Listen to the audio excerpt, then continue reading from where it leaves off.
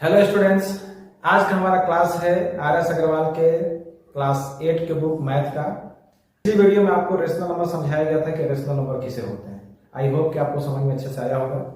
तो इस वीडियो में हम सीखेंगे, इस वीडियो में हम एक्सरसाइज को हल करेंगे, एक्सरसाइज नंबर 1.1 का। तो चलिए शुरू करते हैं।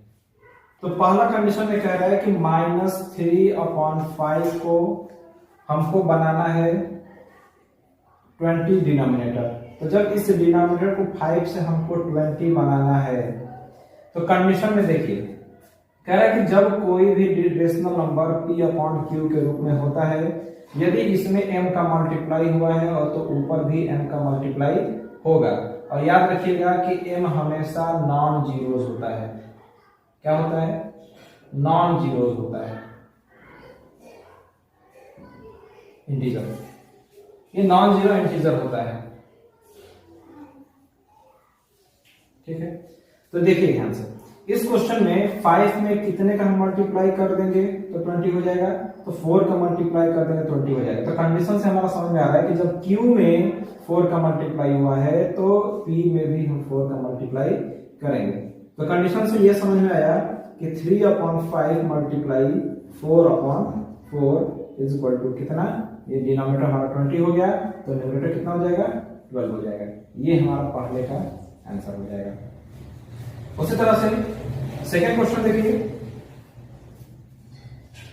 अगले भी क्वेश्चन हमारा कह रहा है कि इसी रेशनल नंबर को हमें बनाना है क्या? डिनोमिनेटर -30। ठीक है, तो अब ध्यान से देखिएगा, यहां पर एक प्लस है, यहां पर आंसर में हमको माइनस चाहिए। तो माइनस में का मतलब ये है कि किसी निगेटिव इंटीजर का हमको मल्टीप्लाई करना है। ठीक है, तो 5 में अगर हम 6 का मल्टीप्लाई करेंगे तो -30 हो जाएगा। तो इस तरह से ये समझ में आया कि न्यूमरेटर भी -6 से मल्टीप्लाई होगा। तो माइनस और माइनस कितना हो जाएगा? प्लस हो जाएगा, और 3 6 18। ये हमारा सेकंड क्वेश्चन का आंसर हो गया। ठीक है, नंबर तीसरा कह रहा है कि रेशनल नंबर 3/5 का डिनोमिनेटर हमको चेंज करना है 35 में। तो देखिए 5 में कितने का हम मल्टीप्लाई कर देंगे तो 35 हो जाएगा। तो 5 में कंडीशन से ये समझ आ रहा है कि 5 में 7 का मल्टीप्लाई कर देंगे तो 35 हो जाएगा। तो उसी तरह से जब डिनोमिनेटर में m का मल्टीप्लाई हुआ है तो ऊपर न्यूमरेटर में भी उसी m का मल्टीप्लाई होगा। तो इस तरह से क्वेश्चन का आंसर हमारा निकल के आया -21। क्लियर है? अब आते हैं फोर्थ नंबर। फोर्थ नंबर में कह रहा है कि इसी रेशनल नंबर को हमको बनाना है अगले डिनोमिनेटर में -40। तो कंडीशन में देखिए -3/5 रेशनल नंबर को हमको डिनोमिनेटर में चेंज करना है, -40 कर देना है। तो देखिए जैसे इसमें क्वेश्चन में हुआ था कि 5 ये प्लस था, ये माइनस था, तो इस तरह से हमारा क्या होता है कि जो भी इंटीजर का हम मल्टीप्लाई कर रहे थे उसमें नेगेटिव आ रहा था। तो इसमें भी हमारा कोई नेगेटिव इंटीजर ही आएगा। तो 5 में कितने का मल्टीप्लाई कर देंगे कि 40 हो जाएगा। तो 5 में कितने का मल्टीप्लाई कर देंगे तो 40 हो जाएगा। तो 5 में 8 का मल्टीप्लाई कर देंगे तो 40 हो जाएगा। तो इस कंडीशन से अगर -8m आया तो ऊपर भी -8 ही होगा। तो इस तरह से देखिए माइनस और माइनस क्या हो जाएगा? प्लस हो जाएगा। 8 3 24। तो ये हमारा चौथे का आंसर हो गया। क्लियर है? ये हमारा टोटल क्लियर पहला क्वेश्चन नंबर। देखिए क्वेश्चन नंबर दूसरा कह रहे हैं इसमें कि express -42/98 as a rational number with denominator 7। तो देखिए इस क्वेश्चन में क्या हुआ, कह रहा है कि इस क्वेश्चन में जो -42/98 रेशनल नंबर दिया है, इसका डिनोमिनेटर चेंज करके हमको 7 बनाना है। अगले वाले कंडीशन में क्या था कि मल्टीप्लाई हो रही थी तो नंबर बढ़ेगा। इस क्वेश्चन में देखिए कि 98 यहां पे दिया गया, अगले वाले क्वेश्चन में क्या है कि 7 बनाइए। तो नंबर जब कम हो गया तो इसका मतलब यह है कि हमेशा याद रखिएगा कि जब भी डिनोमिनेटर चेंज करने के लिए कहे चाहे न्यूमरेटर चेंज करने के लिए कहे, अगर नंबर इंक्रीज हो रहा है तो समझ जाइए कि मल्टीप्लाई हुआ है, अगर डिक्रीज हो रहा है तो समझ जाइए कि नंबर डिवाइड हुआ है। तो उसी तरह से इस क्वेश्चन में देखिए ध्यान से, इस क्वेश्चन को देखिए, कह रहे हैं कि -42/98 एक रेशनल नंबर है जिसका डिनोमिनेटर हमें 7 बनाना है। तो डिनोमिनेटर हम 7 रख दिए। तो कंडीशन क्या कह रहा था कि यदि इफ p/q एक रेशनल नंबर है तो इस क्वेश्चन में यदि m हमारा डिवीजर हो रहा है, m डिवीजर हो रहा है, तो इसमें भी हमारा m डिवाइड होगा। तो कहने का मतलब ये है कि a अपॉन अगर b है तो डिवाइड m होगा, तो न्यूमरेटर में भी डिवाइड m होगा। तो इस कंडीशन से ये समझ में आ रहा है कि -42 अपॉन 98। तो ध्यान दीजिए कि इस क्वेश्चन को हमें बनाना है डिनोमिनेटर 7। तो देखिए 98 में हम किस नंबर का डिवाइड कर देंगे तो डिनोमिनेटर 7 हो जाएगा। ठीक है, तो अगर हम देखें तो इस कंडीशन से समझ में आ रहा है कि अगर हम 14 से डिवाइड कर दें तो हमारा डिनोमिनेटर 7 हो जाएगा। ठीक है, तो देखिए डिवाइड करने पर 7 होगा कि नहीं होगा। इस तरह से न्यूमरेटर में भी डिवाइड होगा कितने से, -14 से। तो -14 से अगर करेंगे तो -3 हमारा हो जाएगा और यही हमारा क्या होगा, आंसर होगा। क्लियर है, ज्यादा कुछ नहीं। तो चलिए क्वेश्चन नंबर तीसरा देखते हैं। क्वेश्चन कह रहा है इसमें कि express -48 upon 60 as a rational number with denominator 5। इस कंडीशन में भी कह रहा है कि -48 अपॉन 60 जो दिया गया है ये हमारा एक रेशनल नंबर है। इस रेशनल नंबर को हमको चेंज करके इसका डिनोमिनेटर हमको 5 बनाना है। तो कंडीशन पहले वाला ही है, दूसरे क्वेश्चन की तरह ही है, बिल्कुल सेम कंडीशन इसमें भी लगेगा। यदि a अपॉन b अगर है तो डिनोमिनेटर अगर m होगा, तो यहाँ पर भी हमारा ये अगर m इंटीजर है तो न्यूमरेटर में भी m ही इंटीजर होगा। तो इस तरह से यहाँ पे देखिए कि 60 में हम कितने का डिवाइड कर देंगे, ये 5 आ जाए।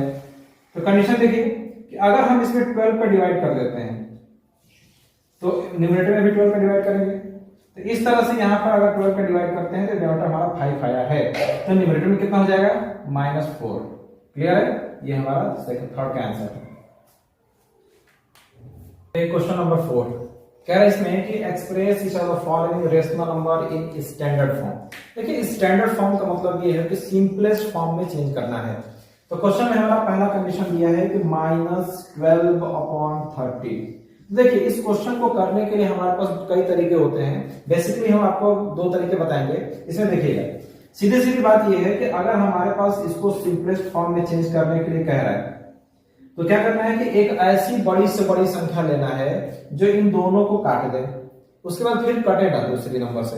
तो एक ऐसी बड़ी से बड़ी संख्या लेना है। तो याद है ना कि जब भी किसी कंडीशन में बड़ी से बड़ी संख्या की बात होती है तो हमेशा हम क्या निकालते हैं, एचसीएफ निकालते हैं। क्लियर है, तो इस तरह से इन दोनों संख्याओं का हम एचसीएफ निकालेंगे।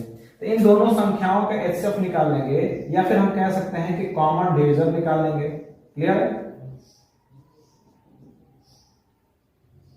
तो कॉमन अगर हम डिवीजन निकालते हैं इसका, तो देखिए डिवाइड एचसीएफ निकालने के कई तरीके होते हैं।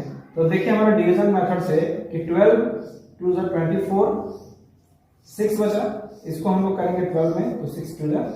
क्लियर है, तो इसका मतलब ये है कि एचसीएफ हमारा कितना आ रहा है, 6 आ रहा है। तो कंडीशन से समझ में आ रहा है कि अगर हम इस 12 अपॉन 30 में डिवाइड करते हम 6 का, डिवाइड करते हम 6 का, डिवाइड कर दें हम 6 का, तो इस तरह से ये क्वेश्चन सिंपलेस्ट फॉर्म में बदलेगा। तो 6 से ये डिवाइड करेंगे 30 में तो ये हो जाएगा 5, और 6 से इस 12 में डिवाइड कर देंगे तो हो जाएगा -2। ये क्लियर है, ठीक है। ये तो पहला फर्स्ट कंडीशन हो गया। दूसरे कंडीशन में क्या है कि आप एक छोटे छोटे इसको काटते काटते काटते छोटा कर लीजिए। क्या है, ये देखिए हमारा रियल कंडीशन यही है। तो देखिए अगर हम इसी क्वेश्चन को दूसरे तरीके से देखें तो आंसर सेम आएगा, आंसर सेम आएगा। लेकिन इसमें क्या था कि हम लोग एचसीएफ निकाल करके एक कॉमन नंबर निकाल दिए थे, कॉमन डिवीजर निकाल दिए थे कि जिस नंबर से अगर हम डिवाइड कर देते हैं तो फिर वो किसी और संख्या से ना कटे। तो देखिए यहाँ पे 2/5 अब किसी संख्या से नहीं कटेगा, ठीक है। तो उसी तरह से देखिए एक ऐसी संख्या है 2 जो इसको 6 बार में काट दे, एक ऐसी संख्या है 2 जो दोनों को काट सकता है, तो ये हो जाएगा 15 बार में। अब देखिए 3 से ये कटेगा 5 बार में और ये 3 से कटेगा 2 बार में। तो देखिए कंडीशन में वही आंसर आया कि नहीं आया, ये है -2/5। तो देखिए आपको सीधा सीधा सीधी सीधी बात ये कहने का है कि आपको जब भी ऐसा क्वेश्चन हो कह दिया जाए कि एक्सप्रेस करना है आपको स्टैंडर्ड फॉर्म में, किसी भी रेशनल नंबर को अगर स्टैंडर्ड फॉर्म में चेंज करना है तो आप सीधा क्या करिए कि न्यूमरेटर और डिनोमिनेटर का एचसीएफ निकालिए, तो बड़ी से बड़ी संख्या निकल जाएगी। और जब बड़ी से बड़ी संख्या निकल जाएगी तो इन दोनों क्वेश्चन में ऊपर और नीचे मतलब पी और क्यू में हमको उसी नंबर से डिवाइड कर देना है। क्लियर है, तो देखिए वही क्वेश्चन आया है हमारा, तो ऊपर और नीचे हम क्या कर दिए 6 से डिवाइड कर दिए। तो आंसर हमारा आएगा 2/4। ये हमारा आंसर है। क्वेश्चन नंबर सेकंड देखिए, -14/49 दिया है, इसको भी सिंपलेस्ट फॉर्म में चेंज करना है। तो सिंपलेस्ट फॉर्म में चेंज करने के लिए क्या करना है कि इन दोनों संख्याओं का एचसीएफ निकाल लेना है। तो 14 और 49 का जब हम एचसीएफ निकालेंगे तो 14 डिवाइड करेंगे 49 में तो कितना हो जाएगा, 14 3 42। यहां पे देखिए कितना बचेगा 7, यहां पे 7 से डिवाइड करेंगे 14 में तो 7 2 14, ये क्लियर हो गया। तो इसका मतलब ये कि एचसीएफ इसका कितना आया, एचसीएफ कितना आया 7, एचसीएफ कितना आया 7। तो क्या करेंगे कि -14/49 में हम डिवाइड कर देंगे 7 से, न्यूमरेटर में भी और डिनोमिनेटर में भी। तो इस तरह से हमारे क्वेश्चन में का आंसर कितना आया, सिंपलेस्ट फॉर्म कि 7 से 49 में अगर हम डिवाइड कर देते हैं तो 7 आ जाएगा और 14 में 7 का डिवाइड कर देंगे तो